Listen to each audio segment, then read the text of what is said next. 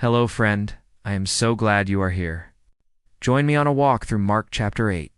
Jesus begins with compassion for a crowd that had been with him for 3 days without food. With 7 loaves and a few fish, he gave thanks, broke the bread, and fed over 4,000 people with 7 baskets of leftovers. This reminds us that in his hands, even a little becomes more than enough. After this miracle, Jesus and his disciples traveled by boat to Dalmanutha, which was near the hometown of Mary Magdalene, one of Jesus' closest followers. In Dalmanutha, the Pharisees confronted Jesus, asking for a sign from heaven. But he sighed deeply and said no sign would be given to that generation, showing that faith is about trust, not proof. Later, the disciples worried because they had forgotten bread. Jesus warned them to beware the leaven of the Pharisees and Herod.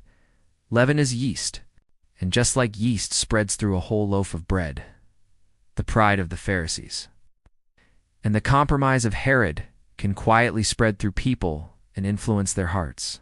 Instead, let Jesus shape your heart. A blind man was brought to Jesus at Bethsaida. He healed him in stages, first partial sight, and then his sight was made whole. This shows that God's work often comes gradually yet perfectly. On the way to the villages of Caesarea Philippi, Jesus asked his disciples, "Whom do men say that I am?" Some answered John the Baptist, Elijah, or one of the prophets. Then Jesus asked them directly, "But whom say ye that I am?" Peter boldly said, "Thou art the Christ." After Peter's confession, Jesus strictly charged the disciples not to tell anyone about him yet, as the people weren't ready to understand his mission. Then he began teaching that he would be rejected by chief priests, by the elders, and by the scribes, and he would suffer greatly, and after 3 days rise again. When Peter tried to stop Jesus from facing suffering, Jesus rebuked him, saying, "Get thee behind me, Satan."